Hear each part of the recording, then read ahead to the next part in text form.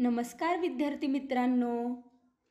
आज आपण या व्हिडिओच्या माध्यमातून इयत्ता 5वीतील मराठी विषयातील एक मजेशीर पाठ म्हणजेच बंडूची इजार हा पाठ नाट्यीकरण पद्धतीने अभ्यासणार आहोत. चला तर मग पाहूया बंडूची इजार. बावची गावचा बंडू शांत व कष्टाळू.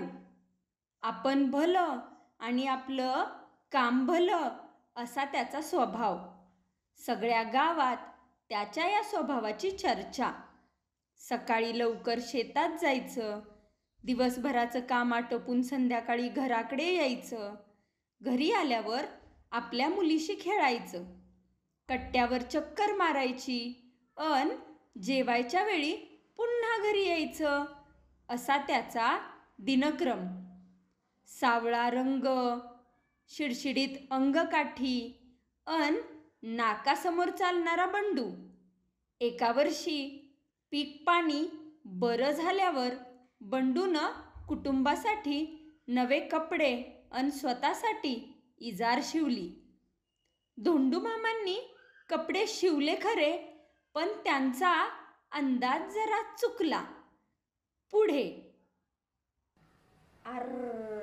इजार जरा लांब झाली, चांगली 4 बोटं लांब झाली. आता पुन्हा धोंडू मामांकडे जायचं म्हणजे अगं इजार जरा 4 बोटं कापून टाक घालतीस का? अहो सकाळी सकाळी आणि काय हे जेवण बनवायचंय, नीताच्या शाळेत जायचंय, मला नाही जमणार.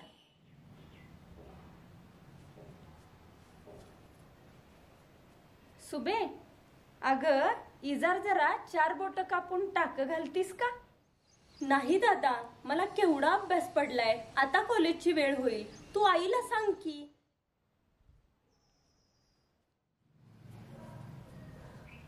आई, आई, इजार जरा 4 बोटं कापून टाक घालतीस का? ठेव तिकडं तुझी इजार, हिथं वैरण कापून कापून माझ्या हाताचं तुकडं पडले ती. सकाळीच इजार दुरुस्त करायला पाहिजे होती. बंडूची बायको इजारीचे पाय कापते अन दुमडून टाके घालते. आपला भाऊ किती राबतो, कष्ट करून मला कॉलेजला पाठवतो, मी दादाचं इतकंही काम करू नये. बंडूची बहीण इजारीचे पाय कापते, दुमडून टाके घालते. उगाखे कसले पोरावर, एवढा राब राब राबतोय पोरगा. बंडूची आई इजारीचे पाय कापते, दुमडून टाके घालते. आपलं काम आपणच केलेलं बरं.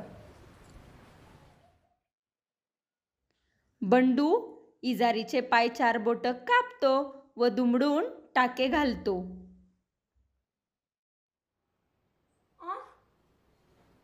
सगळेजण आश्चर्याने पाहतात.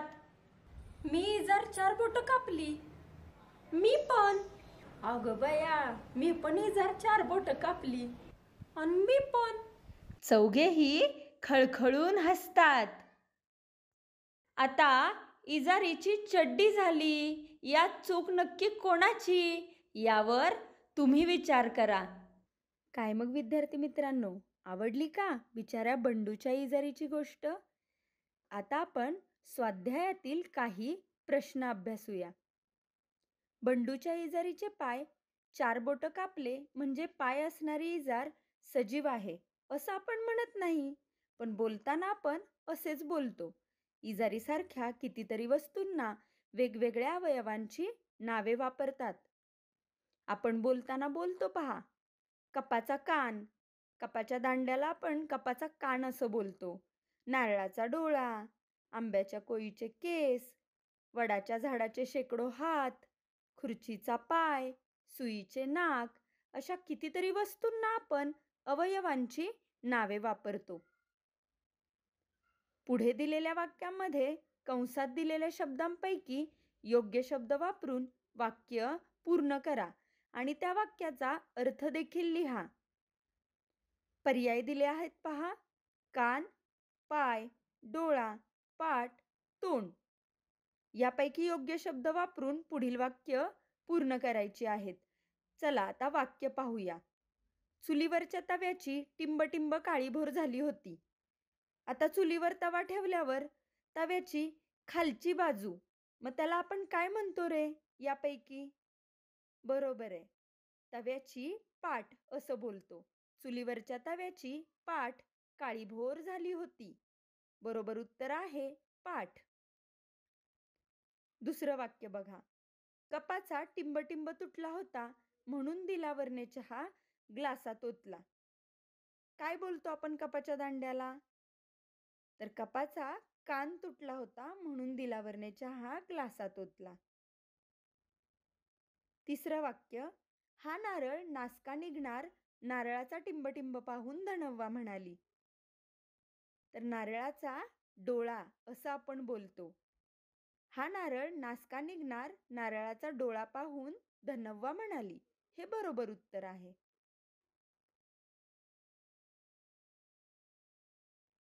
कितीही जोर लावला तरी बाटलीचे टिंबटिंब उघडेना.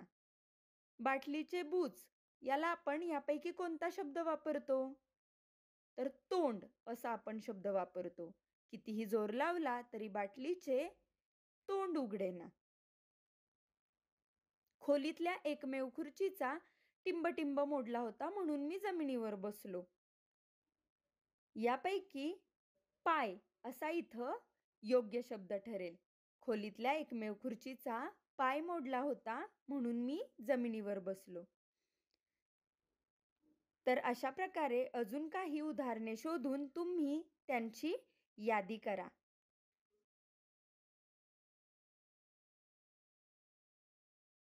चला तर मग भेटूया अशाच एका नवीन व्हिडिओसह.